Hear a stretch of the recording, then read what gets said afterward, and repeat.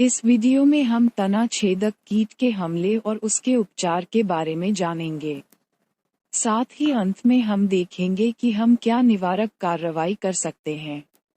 आमतौर पर 3 प्रकार के बेधक कीड़े होते हैं जो अनार के पेड़ों पर हमला करते हैं। एक प्रकार का फल छेदक ये तना छेदक नहीं है। ये फल छेदक मक्खी आमतौर पर रात में आती है और उसी फल पर हमला कर अंदर से रस चूस लेती है। ये फल अंदर ही अंदर सड़ जाता है और बेकार हो जाता है। एक अन्य कीट जो तने पर छोटे छोटे कई छेद बनाता है, तना बेधक नहीं है, यह एक पिनहोल बेधक है। ये बोरर कॉफी के पेड़ों पर अधिक हमला करता पाया गया है। इस वीडियो में हम तना छेदक के बारे में देखेंगे। वयस्क तना छेदक आमतौर पर सितंबर से सक्रिय होता है और अनार के तने पर अंडे देता है। इसके अलावा यदि तना परिपक्व नहीं हुआ है तो वयस्क तना छेदक तने की बाहरी परत को खा जाता है। एक बार अंडे फूटने के बाद वे तने में छेद करके प्रवेश करते हैं और तने के अंदर छेद करके या तो ऊपरी तरफ या जड़ की तरफ बढ़ते हैं। अंदर छेद करते समय वे तने का पाउडर बाहर फेंक देते हैं। इसलिए यदि पेड़ के चारों ओर लकड़ी का पाउडर है तो ये स्टेम बोरर के हमले का संकेत देता है।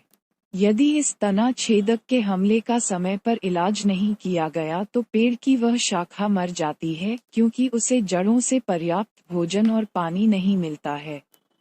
यहाँ हम 2 उदाहरण देखेंगे कि हम तना छेदक के हमले से कैसे निपटते हैं।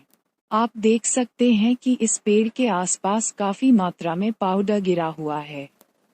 जब भी हम पाउडर देखते हैं तो हमें उस पेड़ का निरीक्षण करने की आवश्यकता होती है जहां से पाउडर गिर रहा है और उस छेद को ढूंढने का प्रयास करें जहां से पाउडर गिर रहा है। कभी कभी छेद ढूंढना बहुत मुश्किल होता है क्योंकि कभी न कभी इसके लिए पर्दा तो होगा ही। इसलिए हमें बिना हार माने धैर्य के साथ छेद ढूंढना होगा। हमें छेद मिल गया। उपचार में पहला कदम, उस छेद के अंदर एक लोहे का तार डालना है और तार को जितना संभव हो उतना धक्का देना है। साथ ही आपको ऐसा कई बार करना होगा। तार को जितना संभव हो सके कम से कम 5 से 6 बार दबाएं और खींचें। इस समय तक तार के शारीरिक स्पर्श से कीट मर सकता है। आप देख सकते हैं कि इसने पेड़ के अंदर कितनी देर तक छेद किया है।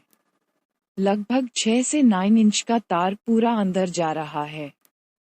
इस शारीरिक उपचार से 99% मामलों में तना छेदक अंदर ही मर जाता है।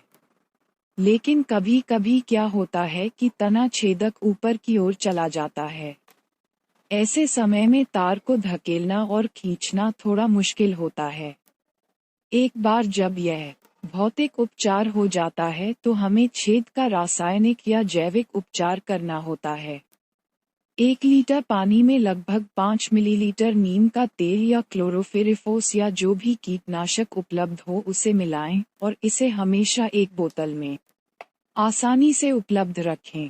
अब एक सिरिंज लें और उस घोल को लेकर तने पर बने छेद में डालें। ये सुनिश्चित करता है कि तार के भौतिक संपर्क से नहीं मरने पर अंदर का कीट मर जाएगा।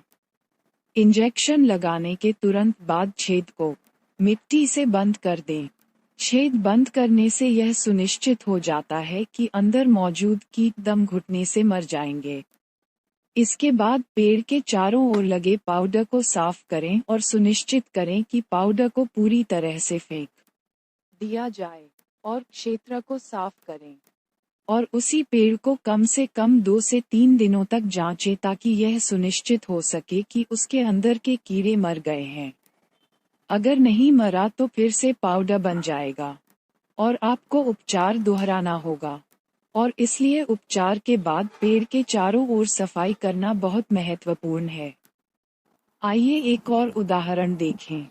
3 दिन पहले इस पेड़ का उपचार किया गया था, लेकिन आज फिर से पाउडर मिला है। पहली बात ये जांचें कि क्या पहले बंद किया गया छेद फिर से खुल गया है। इस पेड़ पर यह अभी भी बंद स्थिति में है, इसका मतलब है कि यह अभी भी अंदर है, लेकिन कोई और छेद हो सकता है जिसके माध्यम से यह बच गया। अब हमें नया छेद ढूंढना है।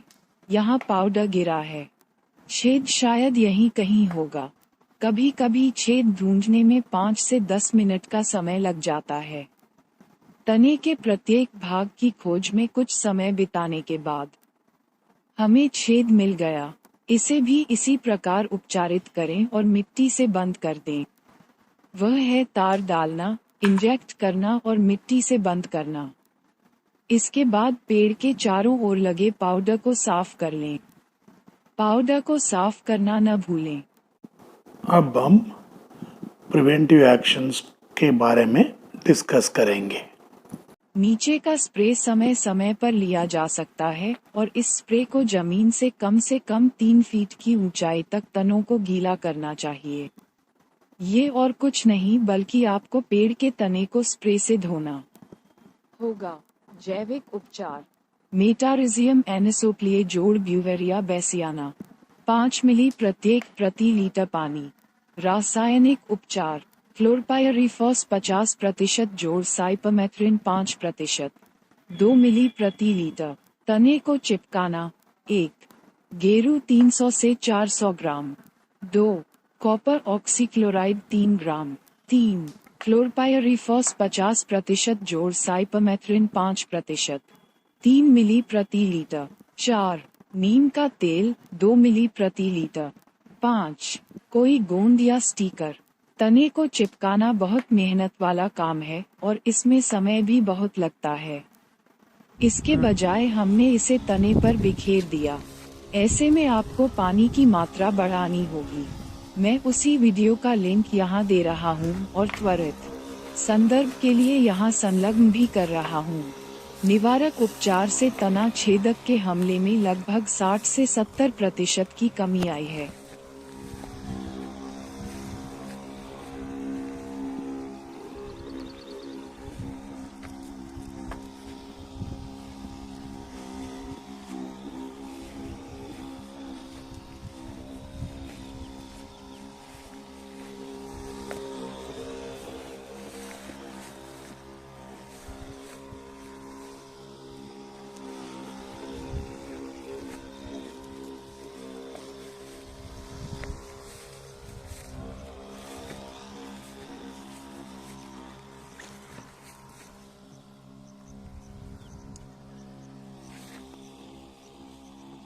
Requesting you to like, share and subscribe our videos.